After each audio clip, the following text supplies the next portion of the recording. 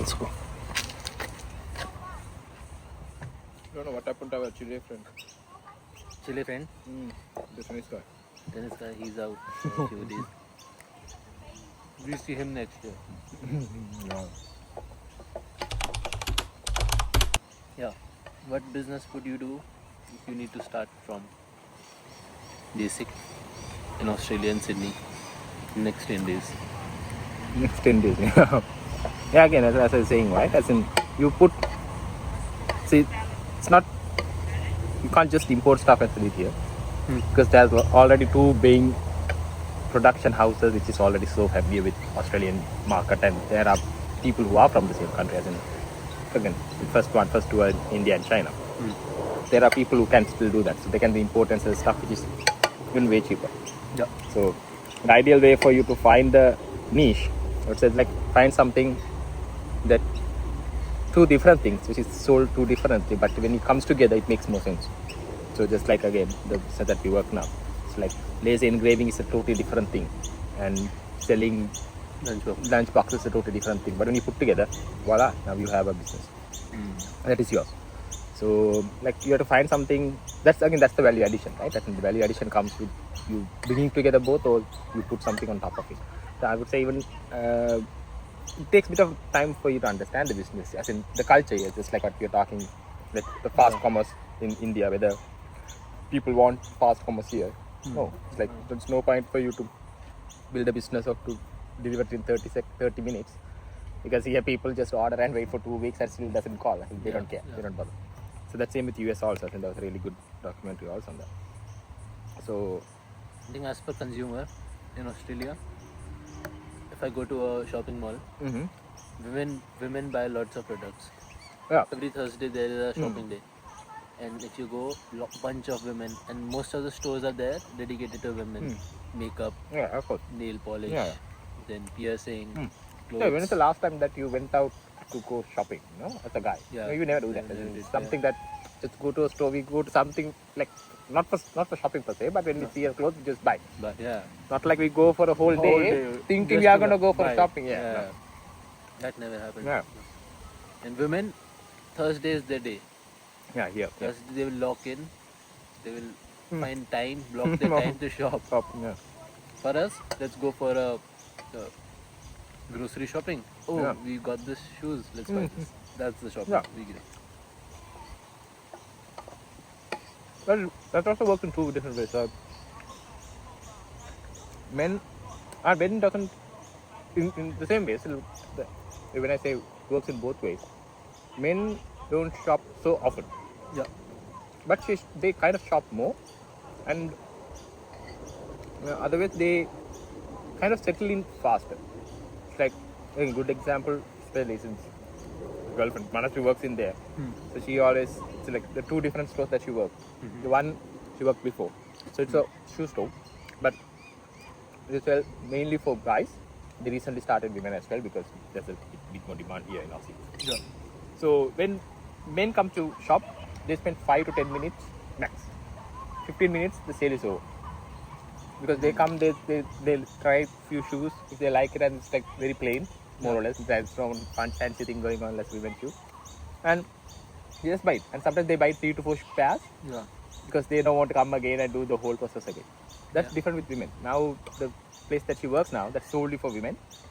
And they make way less sales than the other firm, which is even smaller and unknown. But this is a well-known one, but still make lesser than them. Because women spend 1 hour trying all the shoes, but still they don't buy anything. Oh yeah, that's women's side. Yeah. And the price-wise also, they can't be premium because they kind of go with fast fashion. Yeah. Like keep changing stuff. Yeah. So when I buy a shoe, I'm sure the same with you. So you buy a good shoe, a good band, or something that I don't need any shoe for next 2 to 3 years. Yeah. So that's not the same thing for them. It's like the shoe that they buy is for the clothes that they bought yesterday. Oh, yeah, to pair with that. That's true, yeah. When the clothes go out, the shoe also goes with it. They are not going to mix and match. So we buy something that goes with half of our like one same color shoes. Yeah, everything that matches with everything. Yeah. Like one black shoe, one brown shoe, and one sports shoe. That's it. Yeah. 3 done. They're done for 3 to 4 years now. Like it's a good shoe even more. So that's what we see. But those shoes are expensive. If you check the prices, men's shoes expensive because we rarely buy. We buy every 3 to 4 years, but good quality. But those expensive. But girls buy Girls buy so often, which is way cheaper. Yeah. And it's meant to be cheap. cheap so that they can buy again and again Yeah. and again. Every Thursday they are buying. Yeah, buy.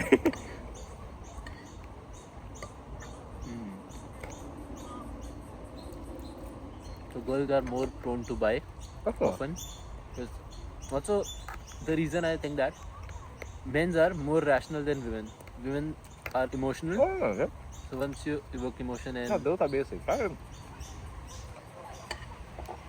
you can buy products Yeah, just getting into emotions. Even men also do the same in a different way, I would say.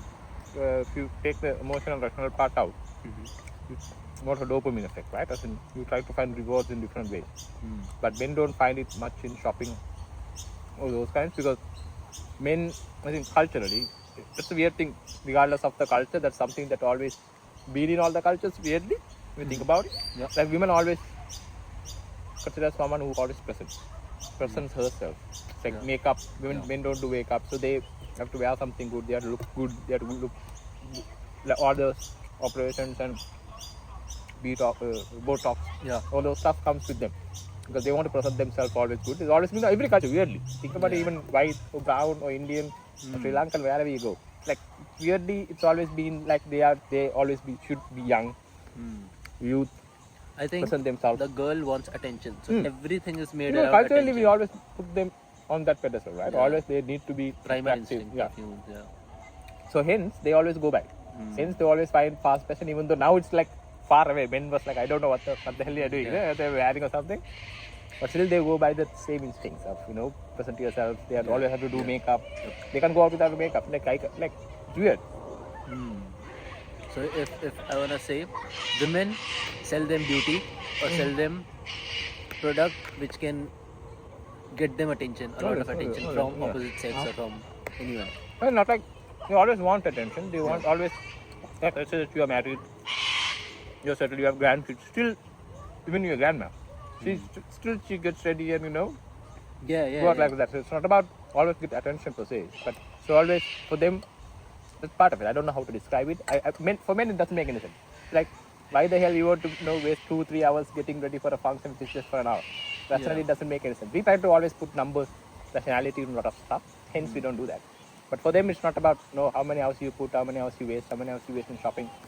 So always, even if it's for 5 minutes or 10 minutes or 20 minutes, the hours of worth. Same for the wedding. Imagine the wedding, the groom will get ready in a couple of hours, not even a couple of hours, less than an hour. Yeah. The bride will take, they wake up 2 a.m. in the morning to do makeup. And then at night. So, but the whole day, like you spend more time sitting and doing makeup than the actual function. Yeah. But they still do that. And then maintaining it. Yeah. doing what you- For rationally, for guys, it doesn't make any sense. But boys prefer status. I've seen all the shoes, luxury brands. People buy. You said right. Boys buy expensive shoes. Yeah. Now, why do they buy it? Maybe they want status. Now again, that comes in attention as well. Oh. Like, that guy also wants attention, but in status sense. The more status they can get, the better it is. So brands around attention, when for beauty, for girls. Sometimes that and goes status. beyond both of it, right? As in rationally, emotionally. Yeah. Regardless of that, it again comes down to dopamine. When you get addicted to these kind of hormones, and you always go by. Yeah. So weirdly, for me also, like it started when I thought about it yesterday. Like I told before going to gym, like, let's go for a walk. Yeah. I can't go for a walk without knowing there's a reward at the end. Without knowing that I'm going to McDonald's to grab something or to Woolies to get something. Or like I can't just fathom the fact just to go around and come back. Yeah. For me, like I want that dopamine crave. Like whenever I do something, something rewarded. Rewarding. But when I think about it, rationally it doesn't make sense. Now when I go for 20 minutes and I have something in McDonald's, it's more than whatever the calorie I burn. In that, like probably I burn 80, 90 calories max, or maybe 100. But when I have it max, it's like already 1,000. Like done. So, but still, like weirdly, still people prefer that. Like small things that you don't think or calculate, but still you want that dopamine effect eventually.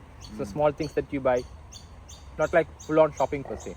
Like that's what again people get addicted to social media, messages.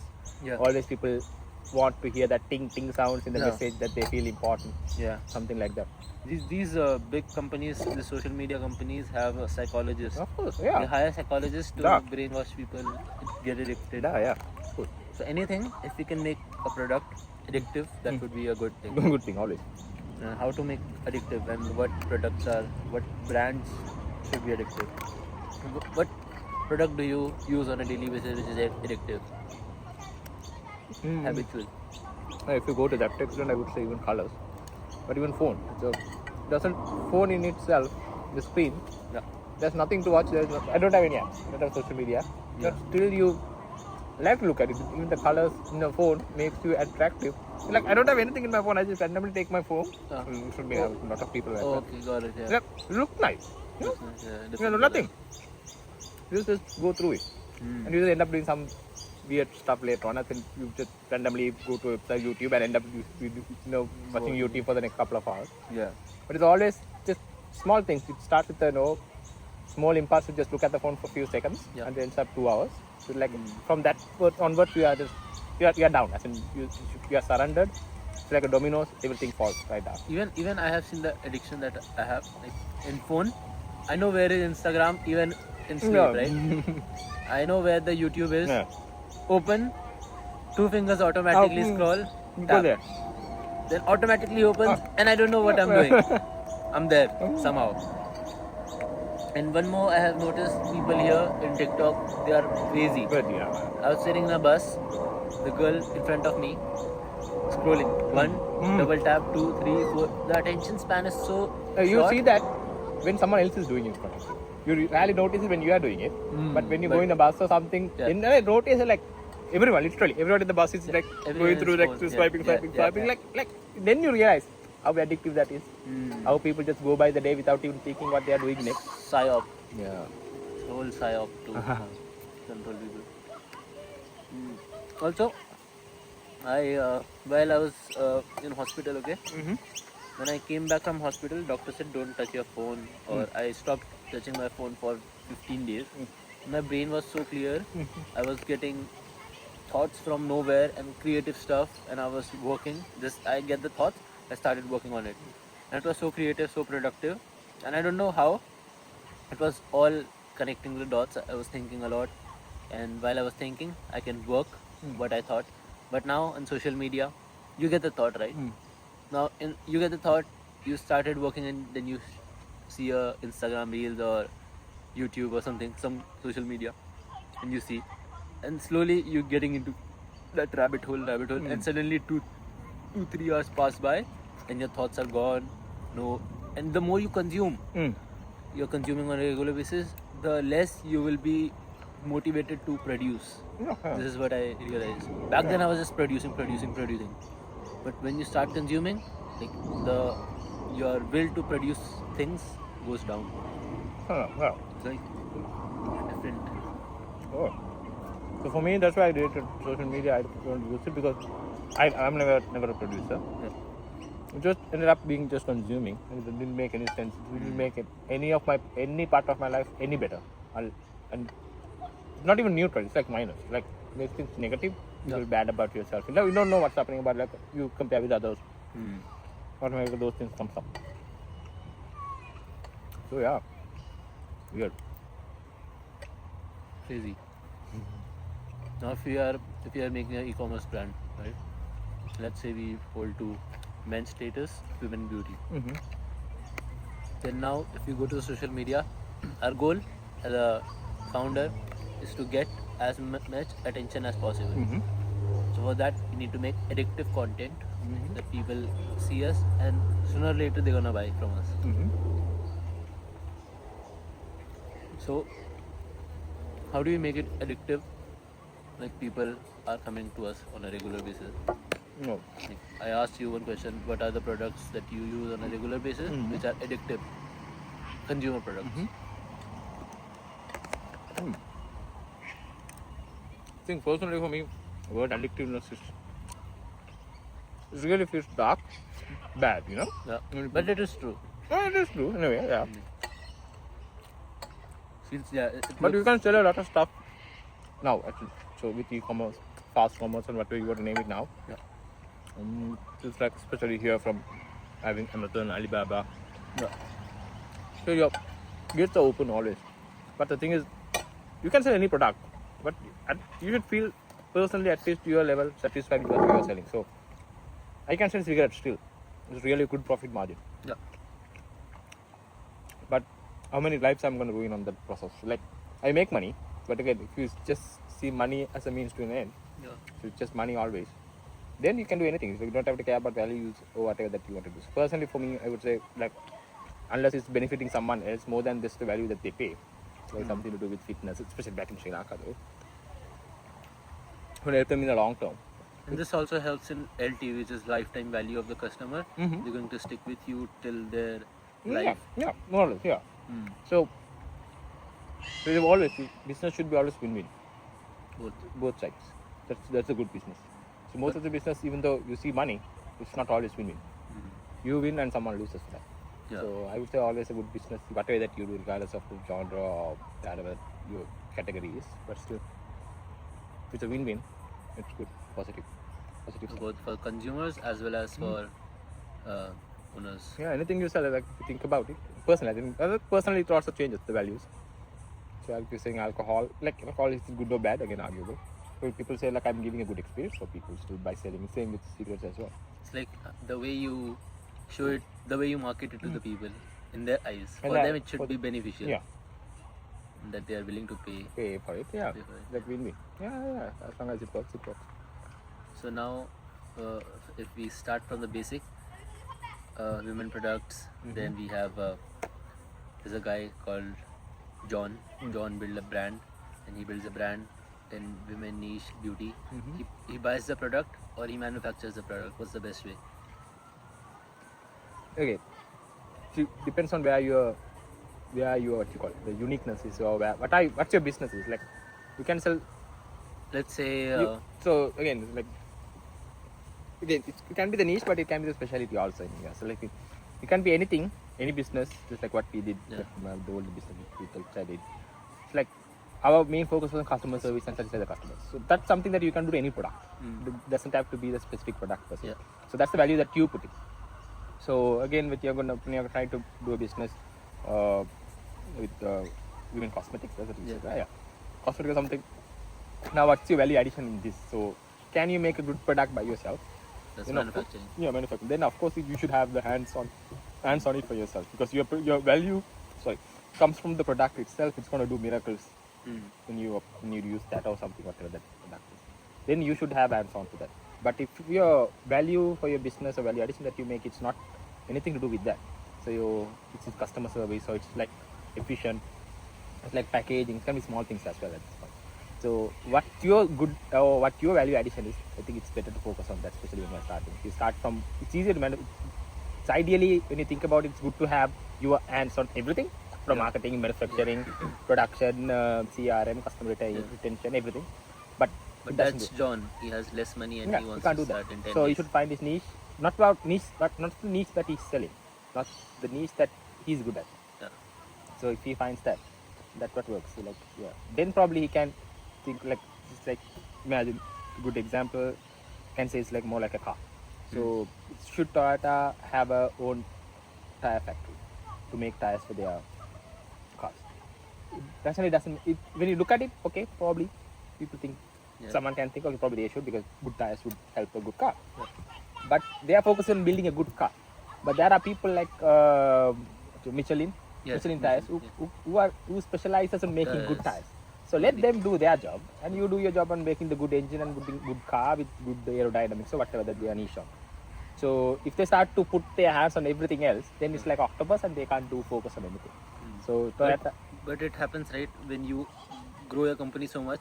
Now your major cost is production, and you are getting products from different where. Yeah. Once you manufacture it, then the production cost goes down, and your margin increases. Yeah. But for that to happen, you should have a business to start with to go to that scale. Yeah. So So John that is scale to even think, John is not there. John is not John there. is not right there. now. So John for is not even near. So John, he should cannot find what he's good at. If he's good at marketing, he should spend time on that. He should time not about the product per se. So he is good marketing again. Eventually, it's like he should find a way to good. If he's good at it, he would know better way to put the product out compare it to other marketers or people who are doing marketing. It's good that you should work on that. Then probably after the business goes up, it's going good, then probably he can think about the next stage. So not an initial stage for sure. Unless your product is a niche, patented, like, you know, it's something that makes sense, like unique, more like a recipe. You said that your product should not be niche. It should be. You also said that if it is already selling, you can just add few values there. Yeah, so you can find the loopholes and what's the issue. So like imagine again, since we're talking about Australia, but again that market is really big to jump in. Deliveries.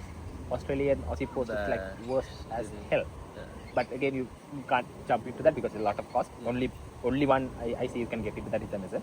Yeah. Apart from that, there aren't any big companies to dive into that because they do a business in. That's a hole though, but no one's willing to fill it. But likewise, there will be holes here and there, even in the traditional normal firm that we see.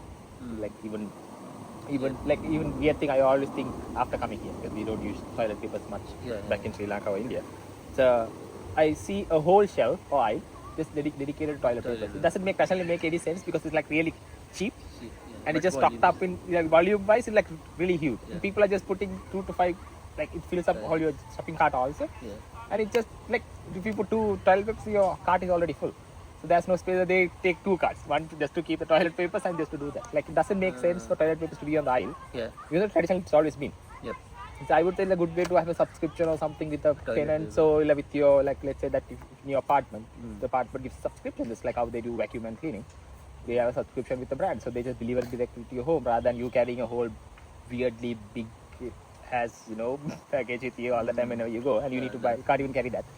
So like it's small things. It's always been like that. So that's just been troubling me for the last couple of months after seeing that, because that's aisle space wasted.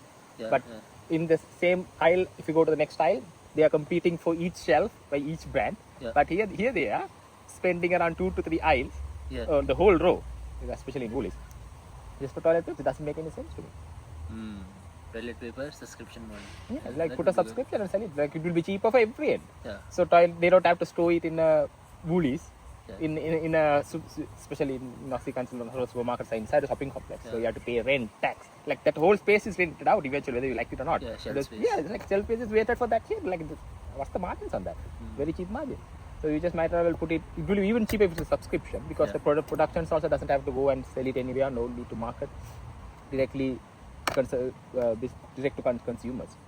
It's easier there, and they can do a one-off delivery on, like let's say that every 1st and 2nd of the day, 1st of July every month or 2nd of every month, they deliver throughout all Sydney or all the people who have subscription for that reduces shipping cost also. You don't have to ship every day or every other day. It's one-off shipping and done. 2 weeks subscription plan. 2 weeks subscription. The delivery is on 1 day or 2 days. Like within 1st or 2nd day of the same every month, you get your toilet papers bulk for the whole month. You just put it there. You don't have to carry it. You don't have to put it in your car. You don't have to carry that whole thing back again and store it. It's very easier. So that's small things, Now John is getting clear. He find the niche. He gets the product from manufacturer. Instead of manufacturing, the same thing. So if you start to manufacture toilet paper, thinking, okay, I can make. You can, of course, when you start manufacturing, of course, there's going to be a cut in your cost, and you can still save the cost. But again, that's on value in money. But what cost you are going to make is your attention. You are going to lose your thing, what you are starting to do, and it's not even developed. And you are starting to, now you are in a totally different ballgame. Now you started to do a subscription service. Now you are checking for leaves and which trees to cut to make your toilet paper. So that's not going to happen. So he, instead of manufacturing, he should focus on getting the products from different person, cheaper ones, and do the subscription to start with. Then you know whether that model works. Imagine that now this is your ideal plan.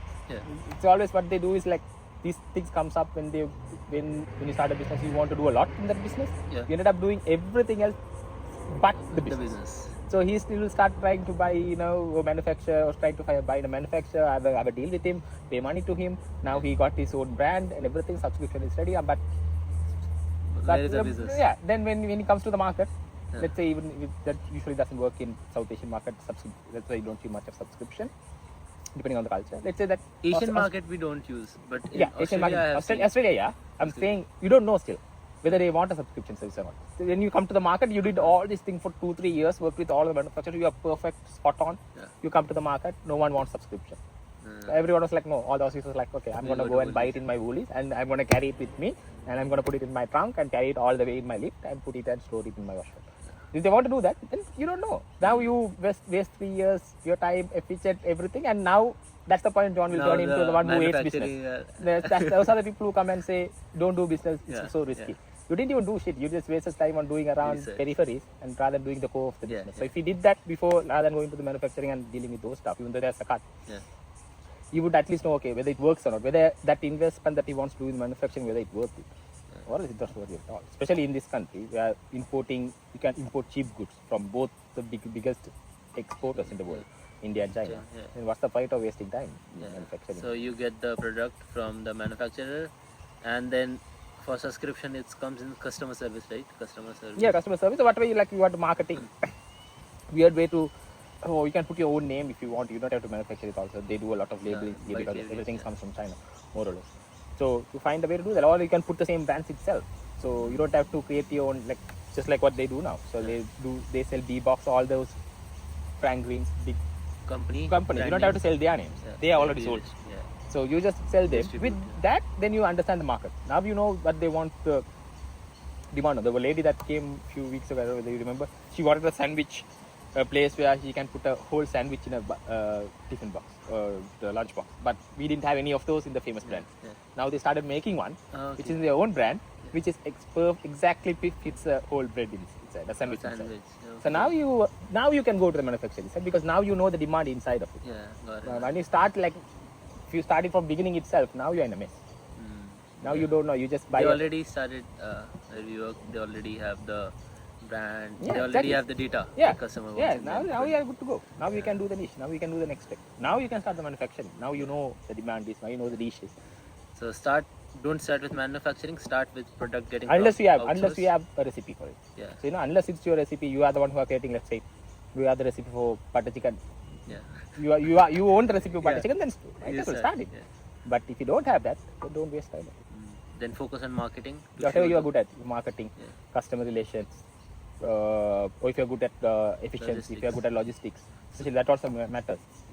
Even though they don't want it on time here, but logistics matters. It's putting stuff together. So bottlenecks, like when it comes to this kind of business, like what we do now, like lasering. So there are just two machines to get stuff done. So it's a bottleneck now. Yeah. So everything has to go through that funnel. Yeah. But if it's the narrower it is, the more time it's going to take. So you find a better way to do that. So now the competitors who are doing the same thing with you, they can't compete with you. Now you have a really good logistic plan, which you can get stuff out within a couple of days. So that's your niche. That's your niche. Not about niche that you sell to customer. That's your a niche. particular niche Yeah. in the. So John knows now that there are three main pillars. First is getting the products, which is manufacturing or getting the products. Second is customer service, subscription plans, and third is marketing the product so that people can watch and see like what benefits them and they can buy. Yeah, that's the So whole spectrum of the business. Three. Yeah, that's the main three pillars of pillars of e-commerce. any business. Yeah. But I would say if John want to go beyond, he has to find. One mean He domain. can do average in all three, Yeah. or maybe two. Yeah. But one he should be really good at. Really At least in one: marketing, logistics, or customer. Customer service. One of the three he should be really good at it. Others can be average, but still he can do better just by being average in two and great or good in one. That makes sense. John is now happy, and Yeah. John will start his business in 10 days. Ah, John will be making a lot of money. Yeah, John will make a lot.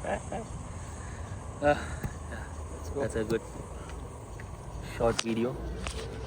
If you stayed along, do like, subscribe, and put your notifications on.